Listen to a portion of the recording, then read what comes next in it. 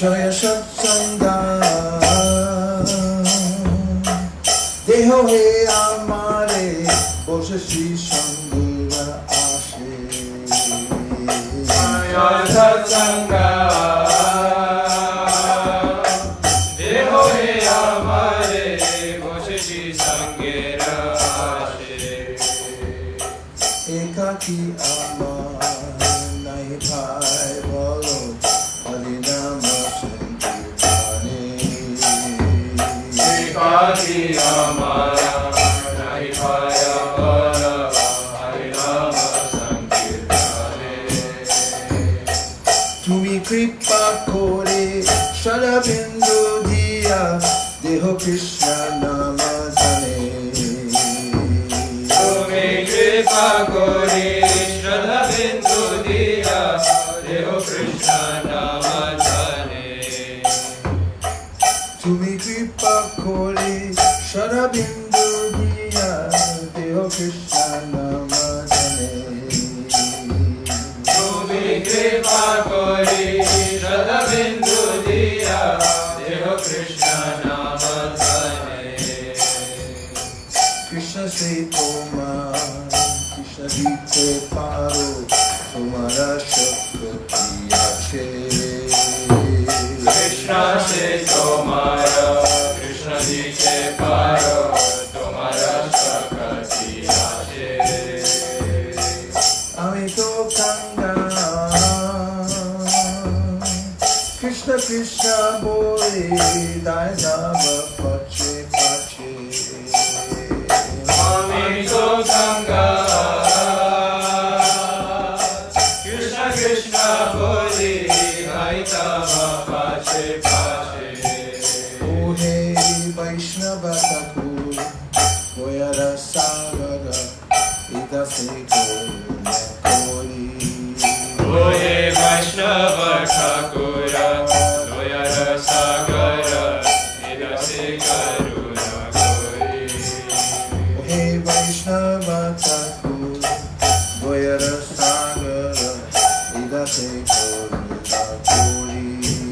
Oh hey Vaiṣṇava Thakur Goyara Sagara Idase Koruna Kori.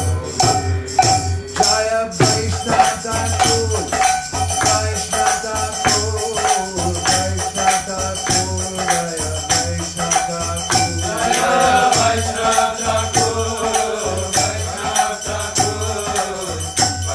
Thakur Jaya Vaiṣṇava.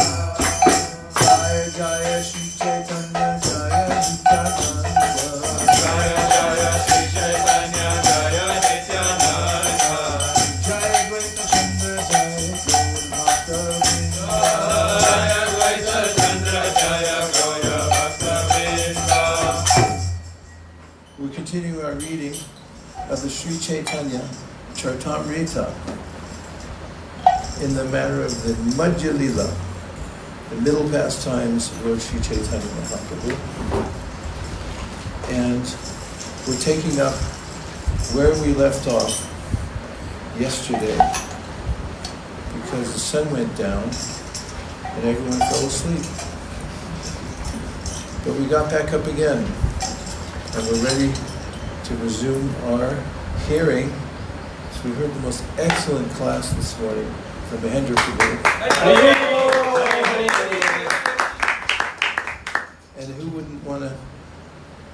dedicate every waking second, and even sleeping, from now on to hearing, after hearing that class.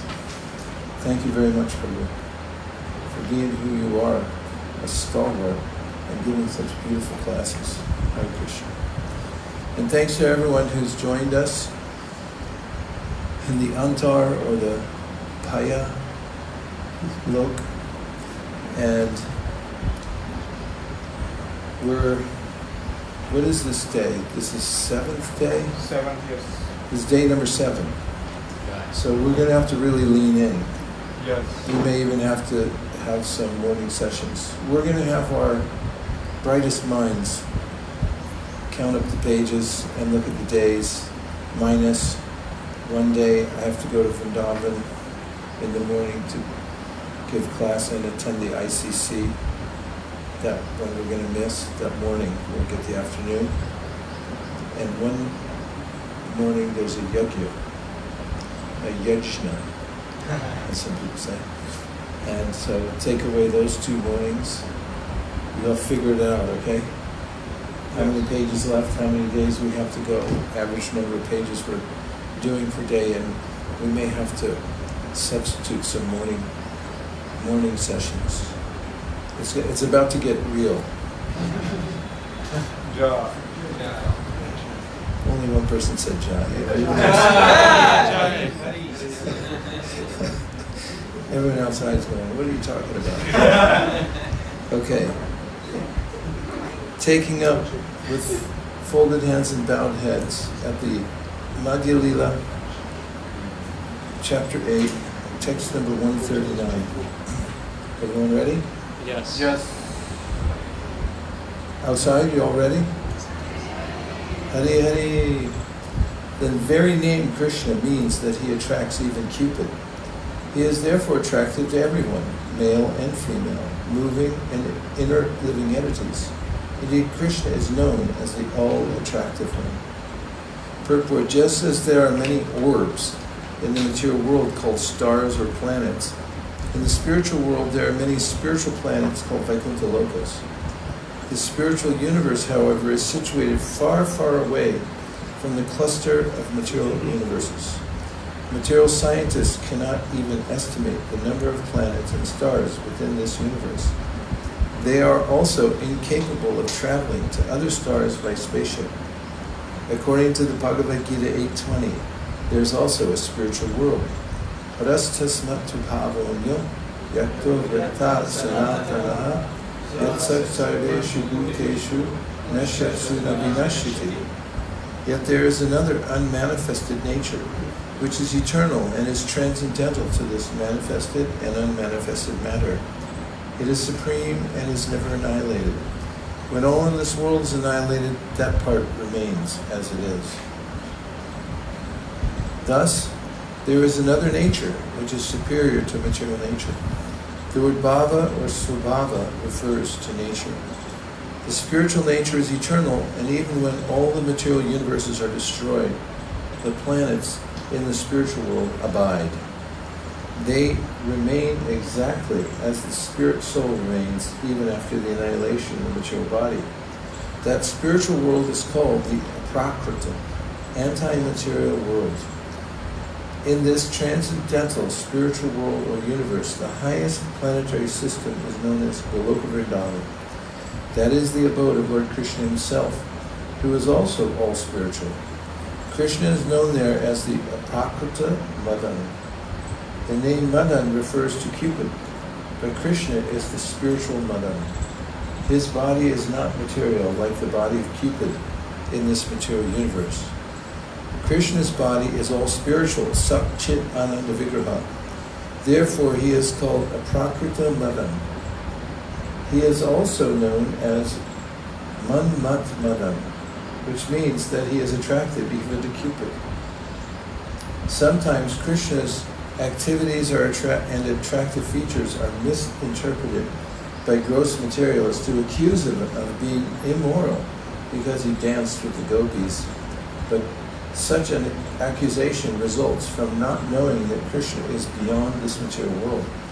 His body is Satchidananda Vigraha, completely spiritual. There is no material contamination in his body, and one should not consider his body a lump of flesh and bones. The Mayavadi philosophers conceive of Krishna's body as material, and this is an abominable, grossly materialistic conception.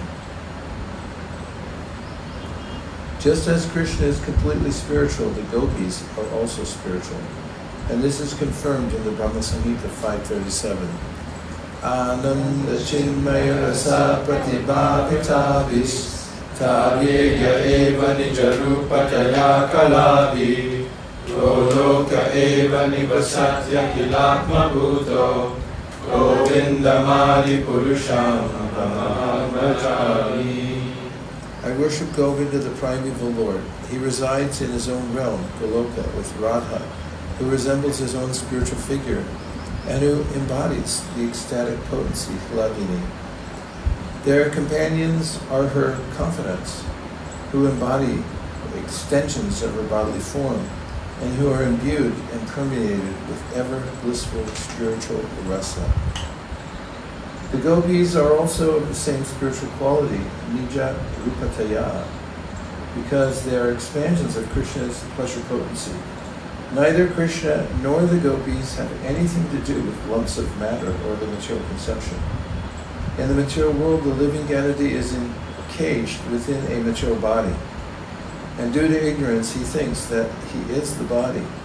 Therefore, here, the enjoyment of lusty desires between male and female is all material.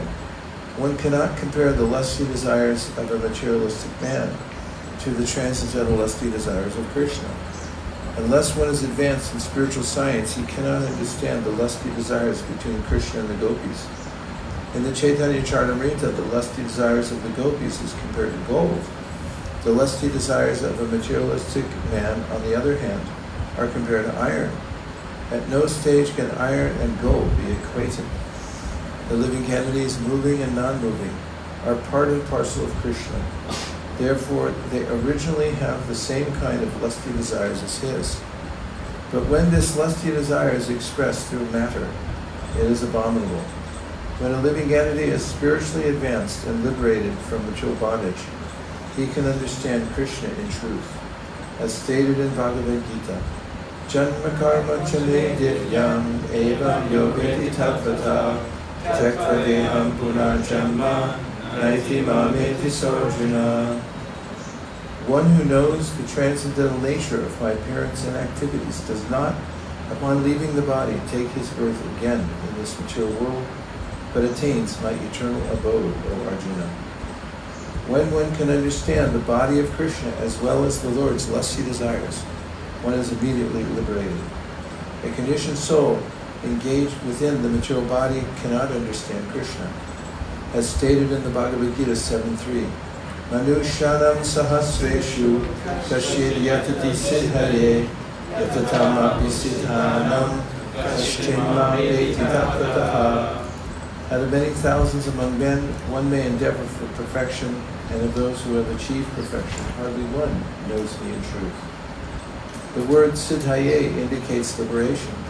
Only after being liberated from material conditioning can one understand Krishna. When one can understand Krishna, he is tatvata. One actually lives in the spiritual world, although apparently living within the material body. This technical science can be understood when one is actually spiritually advanced. In his Bhakti Rasamrita Sindhu 12187, Śrīla Rūpa Goswami says, Iha yasya harer dasye ramana manasa gira nikhilash yasya bastastu jivan muktasya uchyate.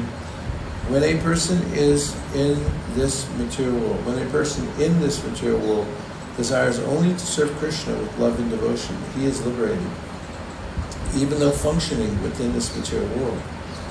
As the Bhagavad Gita 14:26 confirms, Nam cha yogya vicharena bhakti yogena sevate sagunam samatityaita brahma bhuyaya kalpate.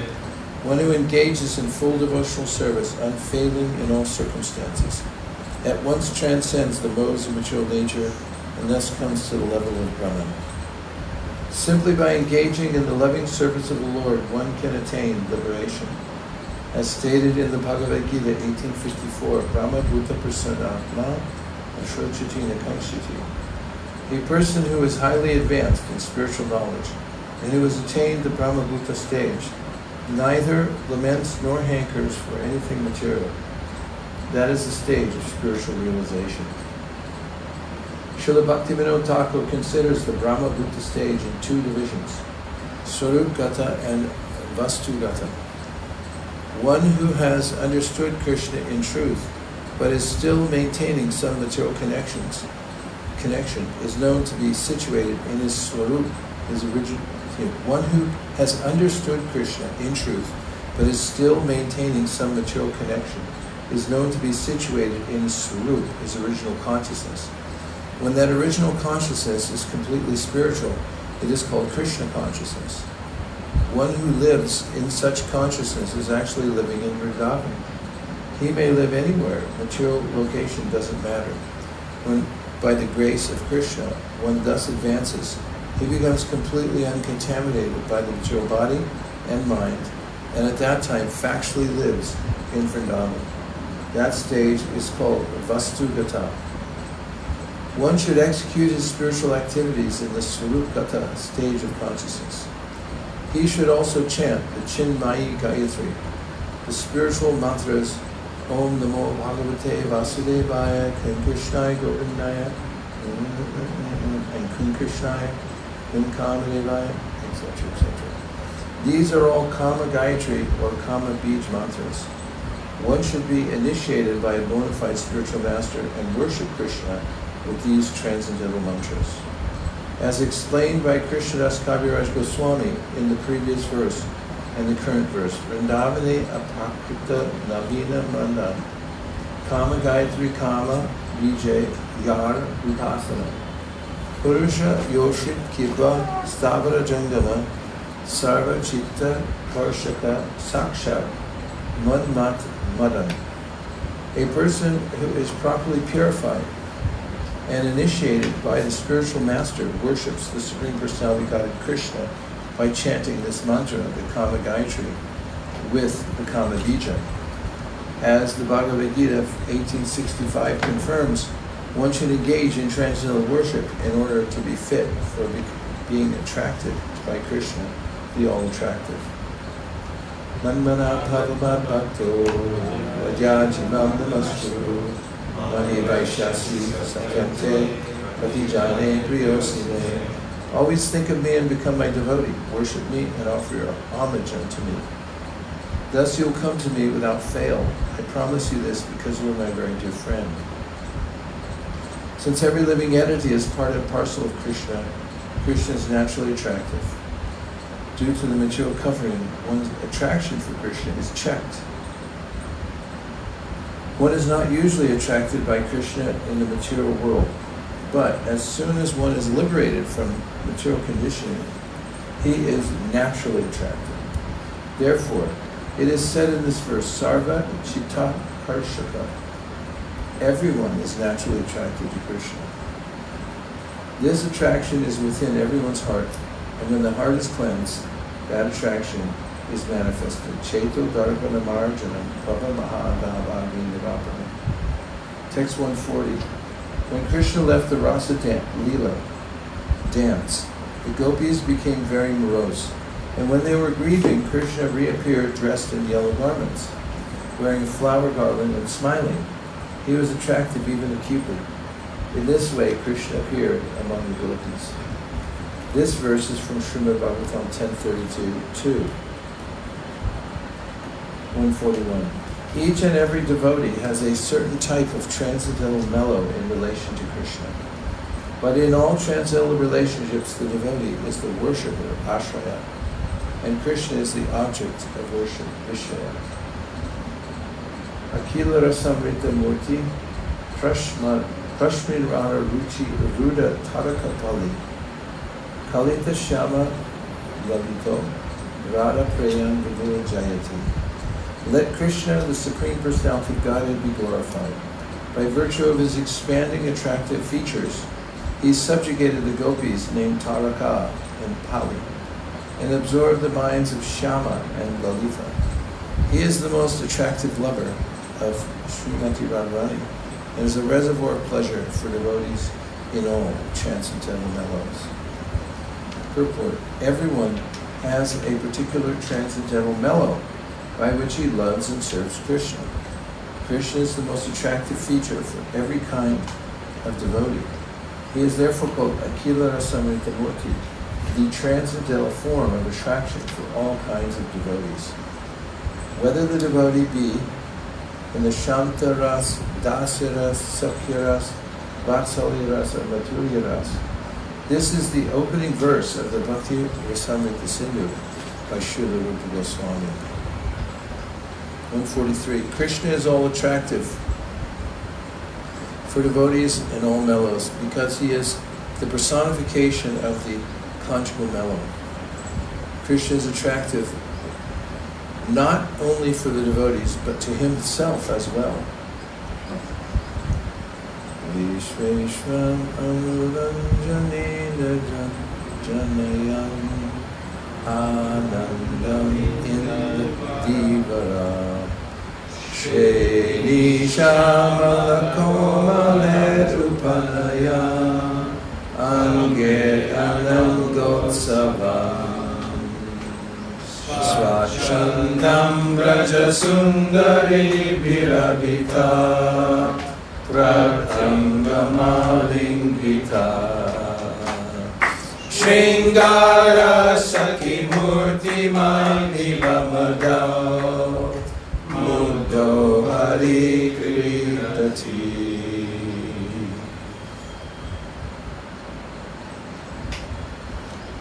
Better add it. Put it on the list. My dear friends, just see how Sri Krishna is enjoying the season of spring with the gopis embracing each of his limbs. He is like amorous love personified. With his transcendental pastimes, he enlivens all the gopis of the entire creation. With his soft bluish black arms and legs, which resemble blue lotus flowers, he has created a festival for Cupid. It is a verse from Gita Govinda 1.11. He also attracts Narayan, who is the incarnation of Sankarsana and the husband of the goddess of fortune. He attracts not only Narayan, but also all women headed by the goddess of fortune, the consort of Narayan. Addressing Krishna and Arjuna, Lord Mahavishnu, the Mahapurusha, said, I wanted to see both of you, and therefore I have brought the sons of the Brahmana here. Both of you have appeared in the material world to re-establish religious principles, and you have both appeared here with all your potencies. After killing all the demons, please quickly return to the spiritual world. Purport: this is a quotation from Srimad Bhagavatam 10:89-58 concerning Krishna's endeavor to take Arjuna beyond the material universe when Arjuna was searching for the sons of a Brahmana. Lord Mahavishnu, who is situated beyond this material world, was also attracted by the bodily features of Krishna.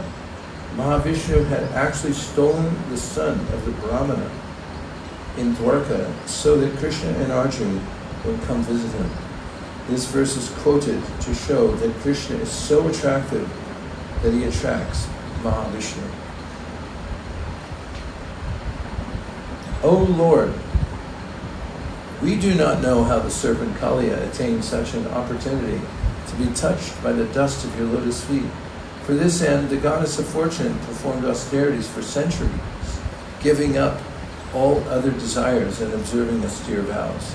Indeed, we do not know how this serpent Kaliya got such an opportunity. That's from the Srimad Bhagavatam 10:16-36, and it was spoken by? Good. Lord Krishna's sweetness is so attractive that it steals away his own mind. Thus, even he wants to embrace himself. Upon seeing his own reflection in the bejeweled pillar of his Dwarka palace, Krishna desired to embrace it, saying, Alas, I've never seen such a person before. Who is he? Just by seeing him, I've become eager to embrace him exactly like Srimati Radharani. This verse from Śrīla Rūpa Goswami's Lalita Madhava. What's the tune?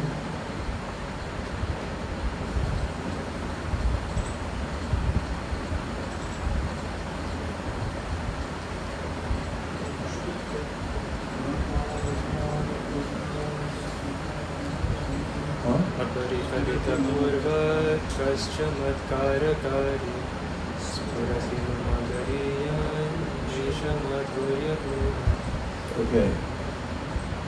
Amrita Sagar got it. He's very musically inclined. Okay, go.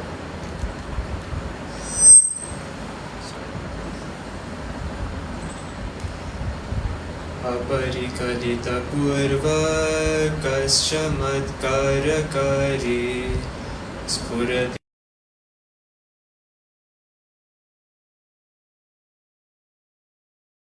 Now let me describe the position of Srimati Radharani.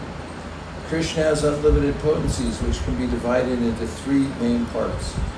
These are the spiritual potency, the material potency, and the marginal potency, which is known as the living entities. In other words, these are all potencies of God, internal, external, and marginal. But the internal potency is the Lord's personal energy and stands over the other two. The original potency of Lord Vishnu is superior or spiritual, and the living entity actually belongs to that superior energy. But there's another energy called the material energy, and this third energy is full of ignorance. That's Vishnu Purana. Originally, Lord Krishna is Sakchit Ananda Vigraha, the transcendental form of eternity, bliss, and knowledge. Therefore, his personal potency, the internal potency, has three different forms. Hladini is his aspect of bliss, Sandhini of eternal existence, and Samvit of cognizance, which is also accepted as a knowledge. Hladini Sandhini Samvit Tvayeka Sarva Samshaye Hlada Tapa Kari Mishra Tvai no Guna Varjite. My dear Lord, you are the transcendental reservoir of all transcendental qualities. Your pleasure potency, existence potency, and knowledge potency are actually all one internal spiritual potency. The conditioned soul, although actually spiritual, sometimes experiences pleasure, sometimes pain, and sometimes a mixture of pleasure and pain. This is due to his being touched by matter. But because you are above all material qualities, these are not found in you. Your superior spiritual potency is completely transcendental, and for you there is no such thing as relative pleasure, pleasure mixed with pain, or pain itself. That's from the Vishnu Purana. Text 157. The potency called Hladini gives Krishna transcendental pleasure. Through this pleasure potency, Krishna personally tastes all spiritual pleasure. Lord Krishna tastes all kinds of transcendental happiness, although he himself is happiness personified. The pleasure relished by his pure devotees is also manifested by his pleasure potency. The most essential part of this pleasure potency is the love of Godhead, prema. Consequently, the explanation of love of Godhead is also a transcendental melody, full of pleasure. The essential part of love of Godhead is called Mahabhava, transcendental ecstasy, and that ecstasy is represented by Srimati Radharani. Among the gopis of Vrindavan, Srimati Radharani and another gopi are considered chief. But when we compare the gopis, it appears that Srimati Radharani is most important because her real feature expresses the highest ecstasy of love. The ecstasy of love experienced by the other gopis cannot be compared to that of Srimati Radharani. That's a quote from the Ujjvala Nilamani. The body of Srimati Radharani is a veritable transformation of love of Godhead. She is the dearmost friend of Krishna, and this is known throughout the world. I worship Govardhan, the primeval Lord, who resides in his own realm, Goloka, with Radha, who resembles his own spiritual figure, and who embodies the ecstatic potency, Hladini. Their companions are her confidants, who embody extensions of her bodily form, and who are imbued and permeated with ever blissful spiritual rasa. This is a quotation from Brahma Samhita 537. That supreme ecstasy of Srimati Radharani is the essence of spiritual life. Her only business is to fulfill all the desires of Krishna. Srimati Radharani is the topmost spiritual gem, and the other gopis, Lalita, Vishaka, and so on, are expansions of her spiritual body. Srimati Radharani's transcendental body is brilliant in luster and full of transcendental fragrances. Lord Krishna's affection for her is like a perfumed massage. Purport. Sugandhi Udvartana refers to a paste made of several perfumes and fragrant oils. This paste is massaged all over the body, and in this way, the body's dirt and perspiration are removed. Srimati Radharani's body is automatically perfumed, but when her body is massaged with the scented paste of Lord Krishna's affection, her entire body is doubly perfumed and made brilliant and lustrous.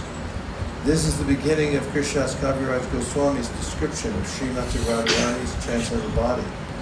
This description, found in verses 165 to 181, is based on a book by Śrīla Rāmānanda Das Goswami, known as Premam Bhoja Maranda. Premam Bhoja Maranda. Srila Bhaktivinoda Thakur's translation of the original Sanskrit reads as follows. The love of the gopis for Krishna is full of transcendental ecstasy. It appears to be a brilliant jewel, and enlightened by such a transcendental jewel, Radharani's body is further perfumed and decorated with kumkum. In the morning, her body is bathed in the nectar of passion, in the afternoon in the nectar of youth, and in the evening in the nectar of luster itself. In this way, the bathing is performed, and her body becomes as brilliant as the Chintamani jewel. She is dressed in various kinds of silken garments, one of which is her natural shyness. Her beauty is more and more enhanced, being decorated with the red kumkum of beauty itself and the blackish musk of conjugal love. Thus her body is decorated with different colors.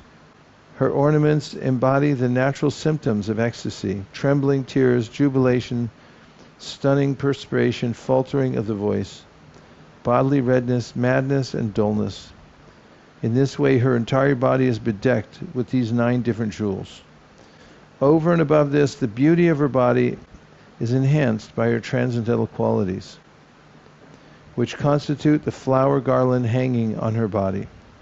The ecstasy of love for Krishna is known as dhira and adhira, sober and restless.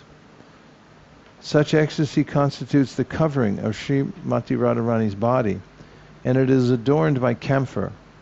Her transcendental anger toward Krishna is embodied as the arrangement of the hair on her head, and the tilak of her great fortune shines on her beautiful forehead. Srimati Radharani's earrings are the holy names of Krishna, as well as the hearing of his name and fame. Her lips are always reddish due to the betel nut of ecstatic affection for Krishna. The black ointment around her eyes is her tricky behavior with Krishna, brought about by love. Her joking with Krishna and gentle smiling constitute the camphor with which she is perfumed.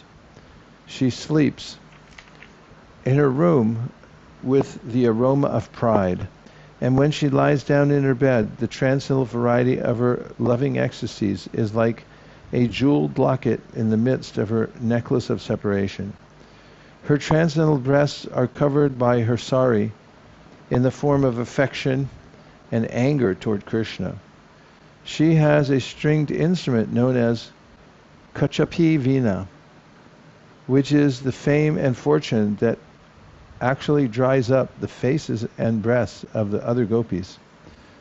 She always keeps her hands on the shoulder of her gopi friend, who represents her youthful beauty.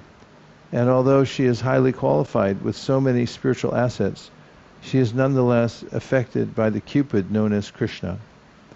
Thus she is defeated. Śrīla Rāghunatha Das Goswami offers his respectful obeisances to Srimati Radharani, taking a straw in his mouth. Indeed, he prays, O Gandharvika Srimati Radharani, just as Lord Krishna never rejects a surrendered soul, please don't reject me. This is a summary translation of the Premamboja Maranda, which Kaviraj Goswami quotes.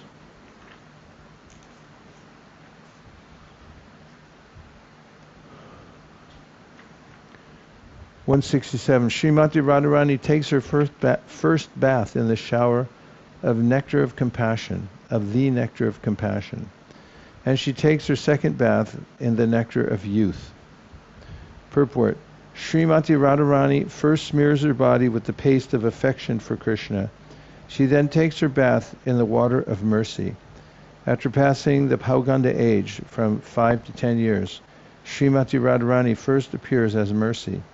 The second birth is taken at noon, in the water of Tarunyamrita, or the nectar of youth. This is the actual expression of her new youthfulness. 168. After her midday bath, Radharani takes another bath in the nectar of bodily luster, and she puts on the garments of shyness, which is her black silk sari.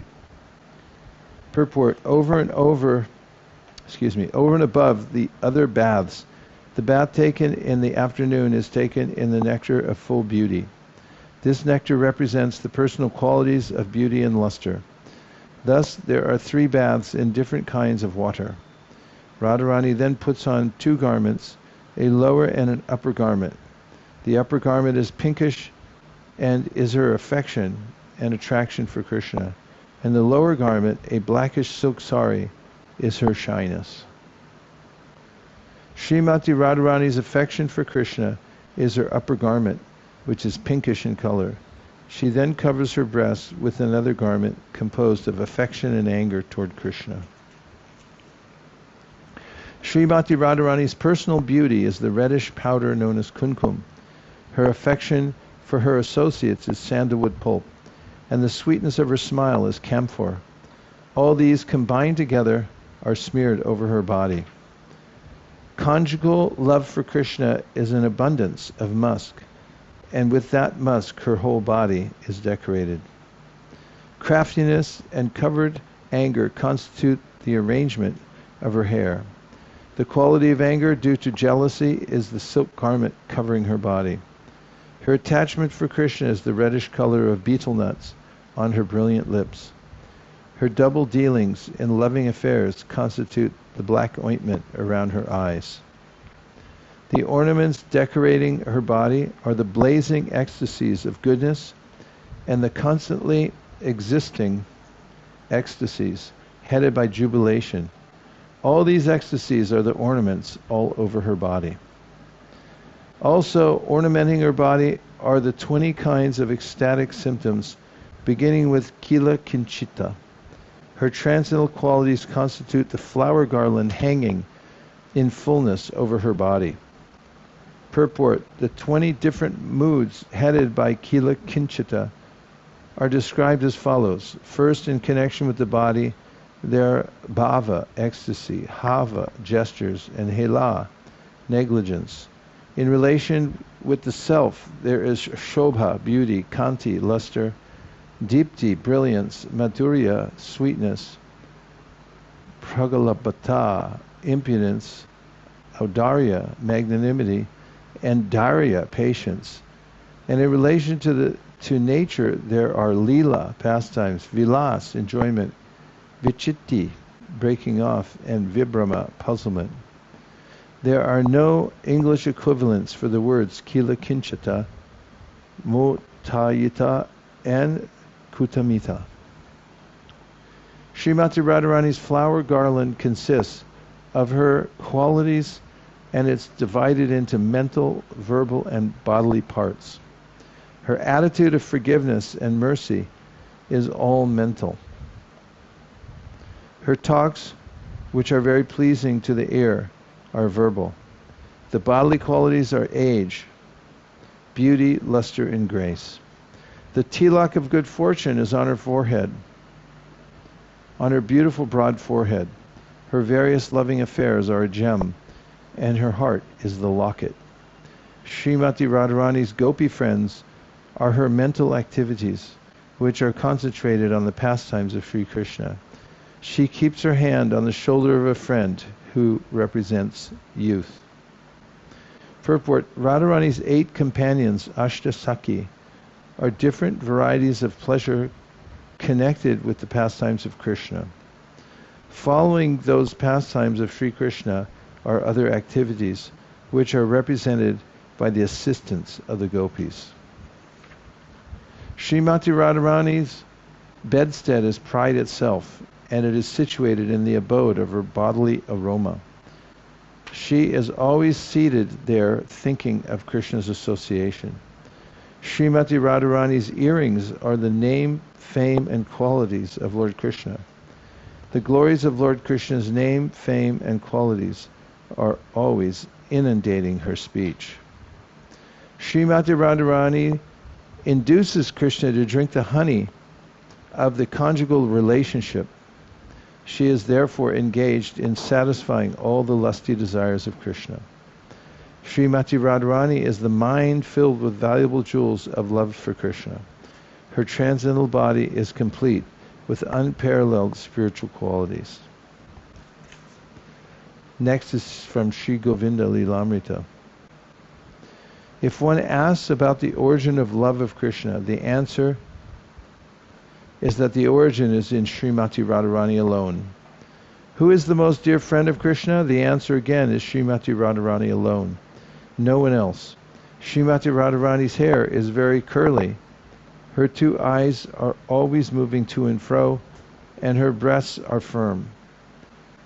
Since all transcendental qualities are manifested in Srimati Radharani, she alone is able to fulfill all the desires of Krishna, no one else. Purport: this is a quotation from Sri Govinda Lilamrita by Krishnadas Kaviraj Goswami.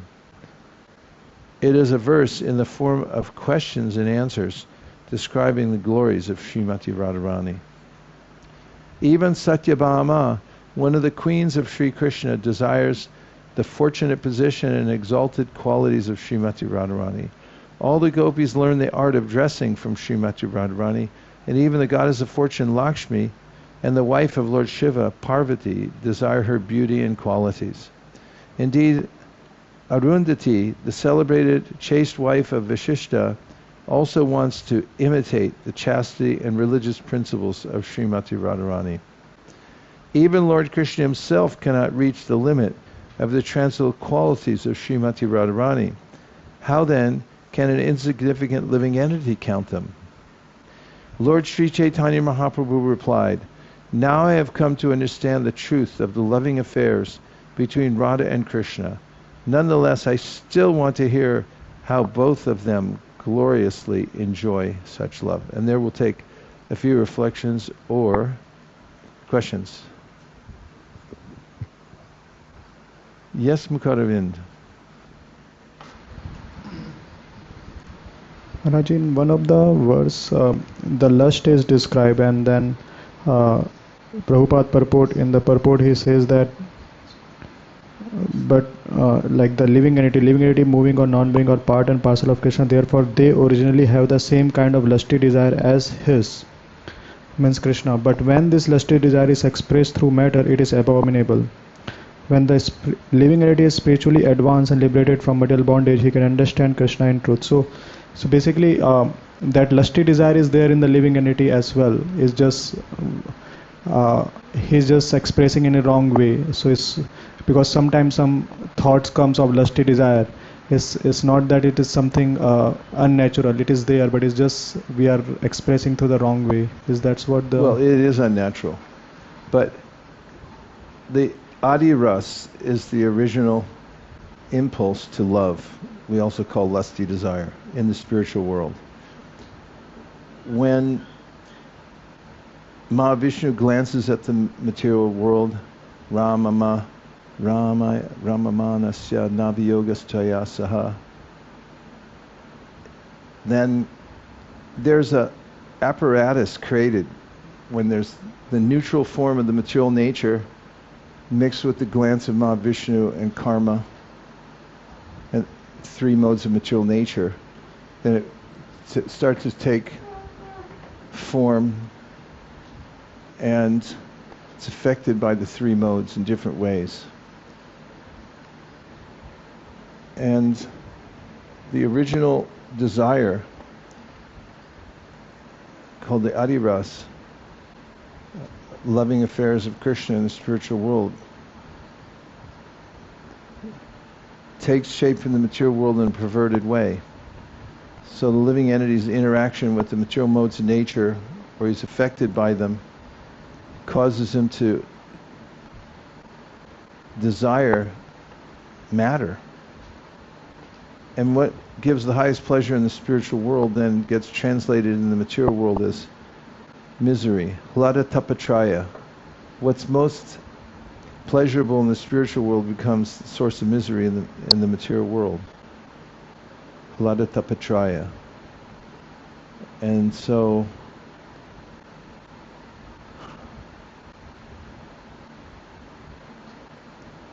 Krishna consciousness means to remove the covering of ignorance and reunite with the internal potency of Krishna, which is devotional service. And when one's realigned with the desire to serve Krishna, one enjoys unlimitedly in that internal potency of the Lord. So it's a perverted reflection of what's real in the spiritual world becomes a source of great misery in the material world. Okay, other questions or reflections? Yes? Vamshuli.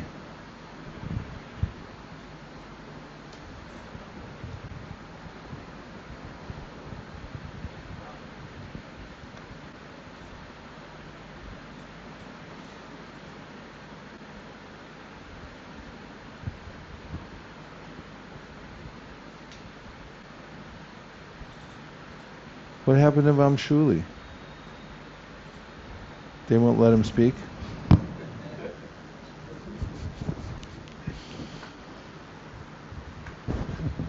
Tell Vamshili Prabhu to come here and speak in this.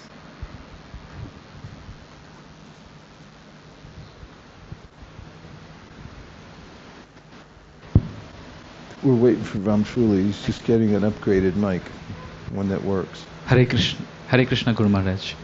Thank you so much for taking us through this reading.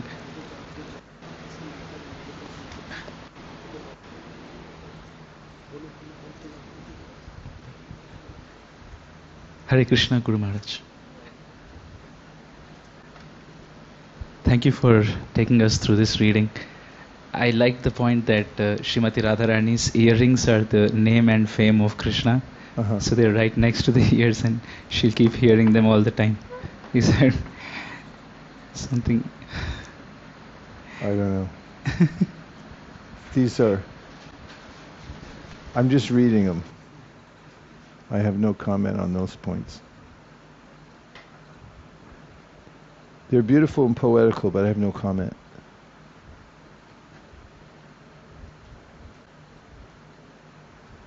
Any other reflections? Yes.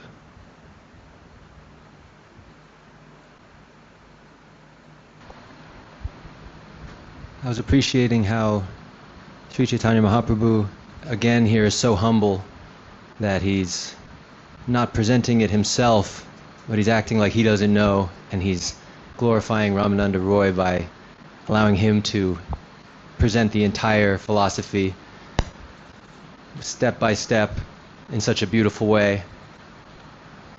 Yeah. It just shows how humble, and it's so fun and enlivening too, the way that he's presenting this to us. And also glorifying Sarvabhauma Bhattacharya, and he's glorifying all his devotees. Yeah, sometimes when he's doing that, the author describes how it's like he has many mouths, because he's glorifying them as fast as he can in different directions. Any last points? Yes, we have a few from outside. Hare Krishna Maharaj.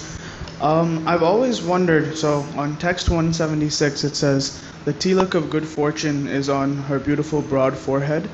When we look at the deities that we have in our temples, Radharani never has a tilak on. I was wondering if you would know why the reason for that is. No, I don't.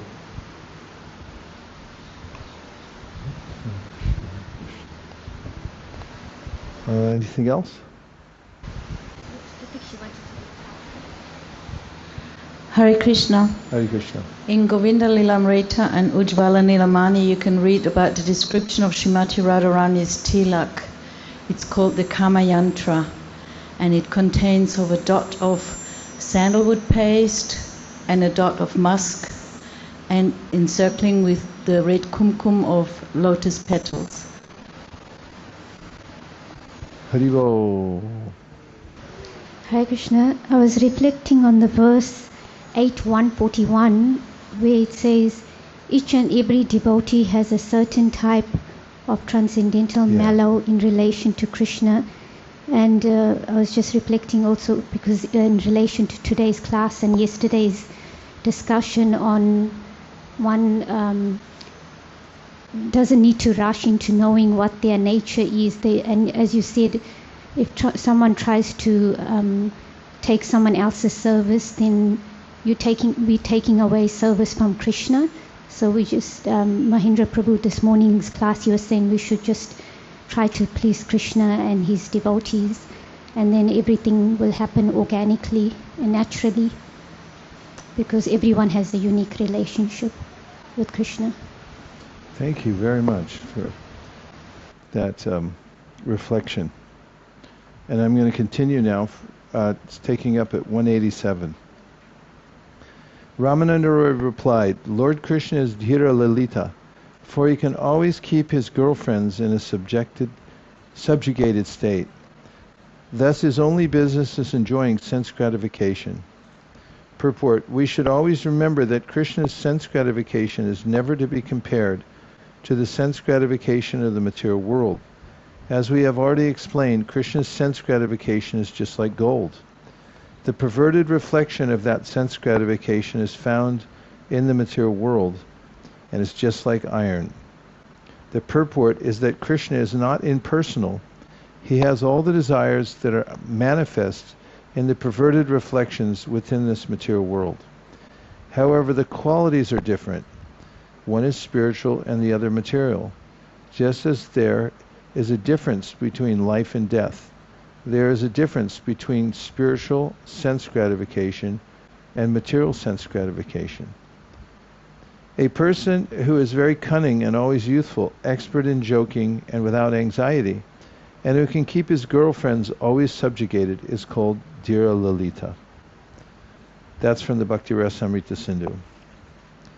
Day and night, Lord Sri Krishna enjoys the company of Srimati Radharani in the bushes of Vrindavan. Thus, his pre-youthful age is fulfilled through his affairs with Srimati Radharani. Thus, Lord Sri Krishna spoke of the sexual activities of the previous night. In this way, he made Srimati Radharani close her eyes out of shyness.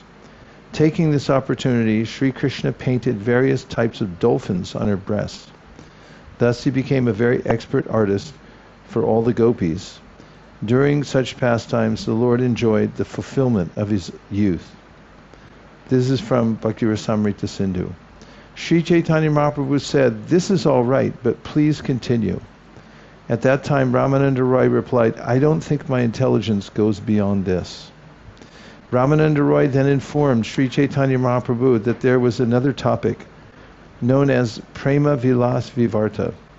You may hear of this from me, Ramananda Roy said, but I do not know whether you will be happy with it or not. Purport. These statements are set forth for our understanding, according to Srila Bhaktivinoda Thakur in his Amrita Pravaha Bhashya. In essence, Śrī Caitanya Mahāprabhu told Ramananda Roy, my dear Ramananda, the explanation you have given about the goal of life and the pastimes of Srimati Radharani and Krishna is certainly the truth. Although this is factual, you can continue telling me more if there is anything more to say. In reply, Ramananda Roy said, I do not think I have anything to say beyond this, but there is a topic known as Prema Vilas Vivarta, which I may explain to you. I do not know whether it will bring you happiness or not. Saying this, Ramananda Roy began to sing a song he had composed, but Śrī Caitanya Mahāprabhu, out of the ecstasy of love of Godhead, immediately covered Ramananda's mouth with his own hand. Purport. The topics that are about to be discussed between Lord Śrī Caitanya Mahāprabhu and Ramananda Roy cannot be understood by a materialistic poet, nor by intelligence or material perception. Srila Bhaktisiddhanta Saraswati Thakur states that the spiritual mellow can be realized only when one is situated on the transcendental platform beyond the material stage of goodness. That platform is called Vishuddha Sattva, Sattvam Vishuddham Vasudeva Shabditam. Realization of the Vishuddha Sattva platform is beyond the pale of the material world and is not perceived by bodily senses or mental speculation. Our identification with the gross body and subtle mind is different from spiritual understanding. Since the intelligence and mind are material, the loving affairs of Sri Radha and Krishna are beyond their perception. Sarvapadi Vanirmuktam Tapratvena Nirmalam. When we are free from all material designations and our senses are completely purified by the bhakti process, we can understand the sense activities of the absolute truth. Rishikena Rishikesha Sevanam Bhakti Ruchate. The spiritual senses are beyond the material senses. A materialist can think only of the negation of material variety. He cannot understand spiritual variety. He thinks that spiritual variety simply contradicts material variety and is a negation or void, but such conceptions cannot even reach the precincts of spiritual realization. The wonderful activities of the gross body and subtle mind are always imperfect. They are below the degree of spiritual understanding and are ephemeral. The spiritual mellow is eternally wonderful and is described as Purna, Shuddha Nitya Mukta, that is complete, perfectly pure, and eternally liberated from all material conceptions. When we are unable to fulfill our material desires, there is certainly sorrow and confusion. This may be described as vivarta. But in spiritual life, there is no sorrow, inebriety, or imperfection. Srila Ramananda Roy was expert in realizing the spiritual activities of Srimati Radharani and Krishna. And Ramananda's spiritual experience was placed before Śrī Caitanya Mahāprabhu as he inquired whether the Lord approved his realization of spiritual truth. There are 3 books prominent in this connection. One was written by Bhaktidas Baula and is called Vivarta Vilas. Another was compiled by Jagadananda Pandit and is called Prema Vivarta. Sri Ramananda Roy's book is called Prema Vilas Vivarta. The Vivarta Vilas by Bhaktidas Baula is completely different from the other 2 books. Sometimes a university student or professor tries to study these transcendental literatures and attempts to put forth a critical analysis from the mundane view, with an end to receiving degrees like a PhD. Such realization is certainly different from that of Ramananda Roy. If one actually wants to take a PhD degree from Śrī Caitanya Mahāprabhu and be approved by Ramananda Roy, he must first become free from all material designations. Sarvapadi Vinirmuktam Tapratvena Nirmalam. A person who identifies with his material body cannot understand these talks between Śrī Rāmānanda Rāya and Śrī Caitanya Mahāprabhu. Man-made religious scriptures and transcendental philosophical talks are quite different. Indeed, there is a gulf of difference between the two. This subject matter has been very diligently described by Sriman Madhvacharya. Since material philosophies are situated in the material conception of life, they are unable to realize the spiritual prema vilas vivarta. They cannot accommodate an elephant upon a dish. Similarly, mundane speculators cannot capture the spiritual elephant within their limited conception. It is just like a frog's trying to measure the Atlantic Ocean by imagining it so many times larger than his well. Materialistic philosophers and sahajiyas cannot understand the talks between Ramananda Rāya and Śrī Caitanya Mahāprabhu concerning the pastimes of Śrī Radha and Krishna. The only tendency of the impersonalists or the Prakriti Sahajiyas is to face the platform of impersonalism. They cannot understand spiritual variegatedness. Consequently, when Ramananda Rāya attempted to sing his own verses, Śrī Caitanya Mahāprabhu stopped him by covering his mouth with his hand.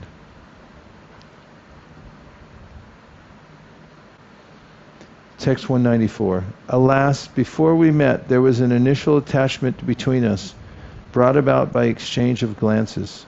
In this way, attachment evolved. That attachment has gradually grown, and there is no limit to it. Now that attachment has become a natural sequence between ourselves. It is not that it is due to Krishna, the enjoyer, nor is it due to me, for I am the enjoyed. It is not like that. This attachment was made possible by mutual meeting. This mutual exchange of attraction is known as Manobhava, or Cupid. Krishna's mind and my mind have merged together. Now, during this time of separation, it is very difficult to explain these loving affairs. My dear friend, though Krishna might have forgotten all these things, you can understand and bring this message to him. But during our first meeting, there was no messenger between us, nor did I request anyone to see him. Indeed, Cupid's 5 arrows were our via media. Now, during this separation, that attraction has increased to another ecstatic state. My dear friend, please act as a messenger on my behalf, because if one is in love with a beautiful person, this is the consequence. Purport. These verses were originally composed and sung by Ramananda Rāya himself. Srila Bhaktivinoda Thakur suggests that during the time of conjugal enjoyment, the attachment might be compared to Cupid himself. However, during the period of separation, Cupid becomes a messenger of highly elevated love. This is called prema vilas vivarta. When there is separation, conjugal enjoyment itself acts like a messenger. And that messenger was addressed by Srimati Radharani as a friend. The essence of this transaction is that transcendental loving affairs are as relishable during separation as during conjugal enjoyment. When Srimati Radharani was fully absorbed in love of Krishna, she mistook a black tamal tree for Krishna and embraced it. Such a mistake is called prema vilas vivarta. My dear Lord, you live in the forest of Govardhan Hill, and like the king of elephants, you are expert in the art of conjugal love. O Master of the universe, your heart and Srimati Radharani's heart are just like shellac and are now melted in your spiritual perspiration. Therefore, you can no longer distinguish between you and Srimati Radharani. Now you have mixed your newly invoked affection, which is like vermilion, with your melted hearts. And for the benefit of the whole world, you have painted both your hearts red within this great palace of the universe. Purport. This verse quoted by Ramananda Rāya is included in Srila Rupa Goswami's Ujjvala Nilamani. Śrī Caitanya Mahāprabhu confirmed these verses recited by Sri Ramananda Rāya, saying, This is the limit of the goal of human life. Only by your mercy have I come to understand it conclusively. The goal of life cannot be achieved unless one practices the processes. The goal of life cannot be achieved unless one practices the process. Now, being merciful upon me, please explain that means by which this goal can be attained. Śrī Rāmānanda Rāya replied, I do not know what I am saying, but you have made me speak what I have spoken. Be it good or bad, I am simply repeating the message.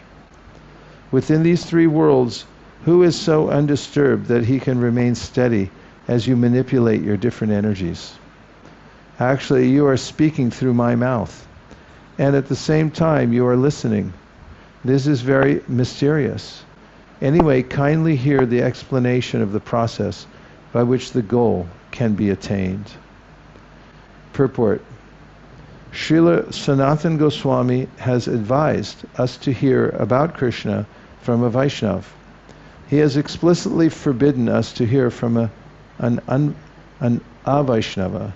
A Vaiṣṇava mukon girnam putam harikatamritam shravanam naiva kartavyam sarpochishtam yatapaya. Thus, quoting from Padma Purana, Srila Sanatana Goswami warns that one should not hear anything about Krishna from a Vaiṣṇava. However great a mundane scholar he may be, milk touched by the lips of a serpent has poisonous effects. Similarly, talks about Krishna given by an Vaishnava are also poisonous. However, because a Vaishnava is surrendered to the Supreme Personality of Godhead, his talks are spiritually potent. In the Bhagavad Gita 10.10, the Supreme Lord says, Tesham satati yuktanam, bhajatam priti purvakam, tadami buddhi yogam tam, yenamam upayantite. To those who are constantly devoted to worshipping me with love, I give the understanding by which they can come to me. When a pure Vaishnava speaks, he speaks perfectly. How is this? His speech is managed by Krishna himself from within the heart.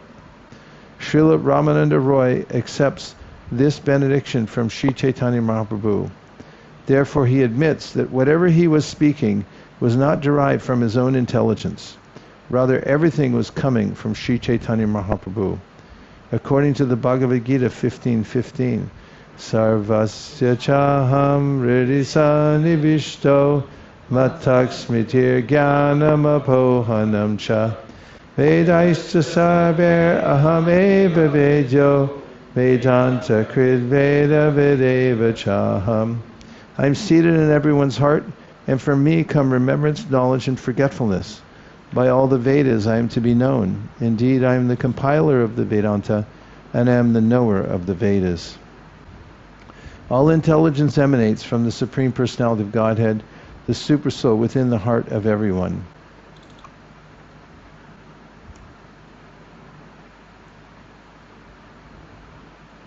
Non-devotees want to ask the Supreme Lord for sense gratification. Therefore, non-devotees come under the influence of Maya, the illusory energy. A devotee, however, is directed by the Supreme Personality of Godhead and comes under the influence of Yoga Maya. Consequently, there is a gulf of difference between statements made by a devotee and those made by a non-devotee. The pastimes of Radha and Krishna are very confidential. They cannot be understood through the mellows of servitude, fraternity, or parental affection.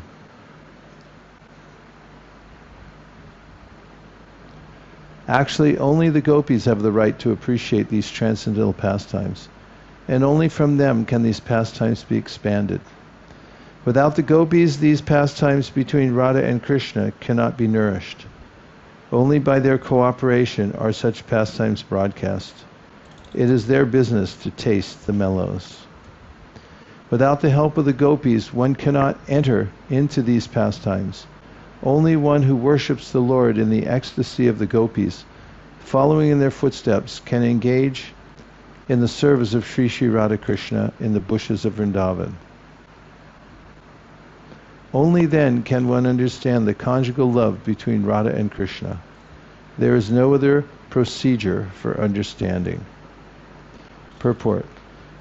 The means for returning home for going back to Godhead is devotional service, but everyone has a different taste in the Lord's service. One may be inclined to serve the Lord in servitude, dasya ras, fraternity, sakya ras, or parental love, vatsalya ras. But none of these can enable one to enter into the service of the Lord in conjugal love. To attain such service, one has to follow in the footsteps of the gopis in ecstasy, the ecstasy of Sakhi Bhava. Then one can understand the transcendental mellow of conjugal love. In the Ujjvala Nilamani, Śrīla Rupa Goswami advises, Prema Lila Viharanam Samyak Vistarika Sakhi Vishramba Ratnapeti Cha. One who expands the conjugal love of Krishna and his enjoyment among the gopis is called a Sakhi. Such a person is a confidential gopi in the confidential affairs. Such assistants are like jewels in the form of Krishna's confidence. The actual business of the Sakhis is described thus in the Ujjvala Nilamani. In the conjugal pastimes of Krishna, Krishna is the hero, Nayaka, and Radhika is the heroine, Nayika. The first business of the gopis is to chant the glories of both the hero and the heroine. Their second business is to gradually create a situation in which the hero may be attracted to the heroine and vice versa. Their third business is to induce both of them to approach each other. Their fourth business is to surrender under Krishna. The fifth is to create a jovial atmosphere. The sixth is to give them assurance to enjoy their pastimes. The seventh is to dress and decorate both hero and heroine. The eighth is to show expertise in expressing their desires. The ninth is to conceal the faults of the heroine. The 10th, to cheat their respective husbands and relatives. The 11th, to educate. The 12th, to enable both the hero and the heroine to meet at the proper time. The 13th, to fan the hero and the heroine. The 14th, to sometimes reproach the hero and the heroine. The 15th, to set conversations in motion. And the 16th, to protect the heroine by various means. Some materialistic sahajas who cannot actually understand the pastimes of Radha and Krishna manufacture their own lifestyles without referring to authority. Such sahajas are called Sakhi Beki, and sometimes they are called Gaura Nagari. They believe that the material body, which is fit to be eaten by jackals and dogs, is enjoyable for Krishna. Consequently, they artificially decorate the material body to attract Krishna, thinking themselves Sakhis. But Krishna is never attracted by the artificial grooming of the material body. As far as Srimati Radharani and her gopis are concerned, their bodies, homes, dresses, ornaments, endeavors, and activities are all spiritual. All of these are meant to satisfy the spiritual senses of Krishna. Indeed, they are so pleasing and endearing to Krishna that he is subjugated by the influence of Srimati Radharani and her friends.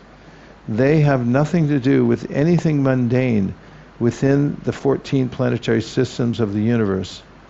Although Krishna is attractive to everyone, he is nonetheless attracted by the gopis and Srimati Radharani. One should not be misled by mental concoctions supporting his material body one should not be misled by mental concoctions supposing his material body to be perfect and deeming oneself a Sakhi. This is something like ahangaropasana, that is a Mayavadi's worship of his own body as the supreme. Srila Jiva Goswami has cautioned mundaners to abstain from such conceptions. He also warns that thinking oneself one of the associates of the Supreme without following in the footsteps of the gopis is as offensive as thinking oneself the Supreme. Such thinking is an aparadha. One has to practice living in Vrindavan by hearing about the talks of the gopis with Krishna. However, one should not consider himself a gopi, for this is offensive. text number 206, the pastimes of Sri Krishna and Krishna are self-effulgent. They are happiness personified, unlimited and all-powerful. Even so, the spiritual humors of such pastimes are never complete without the gopis, the Lord's personal friends. The Supreme Personality of Godhead is never complete without his spiritual potencies. Therefore, unless one takes shelter of the gopis, one cannot enter into the company of Radha and Krishna. Who can be interested in their spiritual pastimes without taking their shelter? This is a quotation from the Govinda Lilamrita. From where? Govinda Lilamrita. Correct. There is an inexplicable fact about the natural inclinations of the gopis. The gopis never want to enjoy themselves with Krishna personally. The happiness of the gopis increases 10 million times when they serve to engage Sri Radha and Krishna in their transcendental pastimes. By nature, Srimati Radharani is just like a creeper of love of Godhead. And the gopis are the twigs, flowers, and leaves of that creeper. When the nectar of Krishna's pastimes is sprinkled on that creeper, the happiness derived by the twigs, flowers, and leaves is 10 million times greater than that derived by the creeper itself.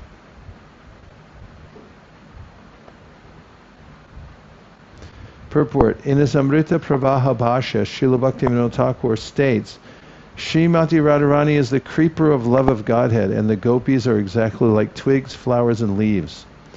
When water is sprinkled on the creeper, the twigs, flowers, and leaves indirectly receive all the benefits of the creeper itself. But water sprinkled directly on the twigs, leaves, and flowers is not as effective as water sprinkled on the creeper's root. The gopis are not as pleased when they directly mix with Krishna as when they serve to unite Srimati Radharani with Krishna. Their transcendental pleasure lies in uniting them. All the gopis, the personal friends of Srimati Radharani, are equal to her. Krishna is pleasing to the inhabitants of Rajabhumi, just as the moon is pleasing to the lotus flower. His pleasure-giving potency is known as Ahladini, of which the active principle is Srimati Radharani. She is compared to a creeper with newly grown flowers and leaves. When the nectar of Krishna's pastimes is sprinkled on Srimati Radharani, all her friends, the gopis, immediately appreciate the pleasure 100 times more than if they were sprinkled themselves. Actually, this is not at all wonderful. That's from the Govinda Lilamrita. Although the gopis, Srimati Radharani's friends, do not desire to enjoy themselves directly with Krishna, Srimati Radharani makes great endeavor to induce Krishna to enjoy himself with the gopis. Presenting various pleas for the gopis, Srimati Radharani sometimes sends the gopis to Krishna just to enable them to associate with him directly. At such times, she enjoys a happiness 10 million times greater than that enjoyed through direct association. The transcendental mellow is nourished by that mutual behavior in transcendental love of Godhead. When Lord Krishna sees how the gopis have developed pure love for him, he becomes very satisfied. Srimati Radharani and the gopis are not interested in their personal happiness derived from association with Krishna. Rather, they become happy by seeing one another associate with Krishna. In this way, their dealings are further nourished by love of Godhead, and seeing this, Krishna is very pleased. It is to be noted that the natural characteristic of the gopis is to love the Supreme Lord. Their lusty desire is not to be compared to material lust. Nonetheless, because their desire sometimes appears to resemble material lust, their transcendental love for Krishna is sometimes described as lust. Purport. Srila Bhaktisiddhanta Saraswati Thakur says that the material lust should never be attributed to Krishna, who is full of transcendental knowledge. Material lust cannot be engaged in the service of the Lord, for it is applicable to materialists, not to Krishna. Only prema, or love of Godhead, is applicable for the satisfaction of Krishna. Prema is full service rendered unto the Lord. The lusty affairs of the gopis actually constitute the topmost love of Godhead, because the gopis never act for their own personal satisfaction. They are simply pleased by engaging other gopis in the service of the Lord. The gopis derive more transcendental pleasure from indirectly engaging other gopis in the service of Krishna than from engaging in his service themselves. That is the difference between material lust and love of Godhead. Lust applies in the material world, and love of Godhead applies only to Krishna. And that brings us to our Gayatri break. It's now about 8 minutes to 12. We'll come back here at 10 minutes after. We'll see you back. Hare Krishna. Panchakalpadrishcha kripasindavevacha patitanam pavanebhyo vaishnavebhyo namo namo.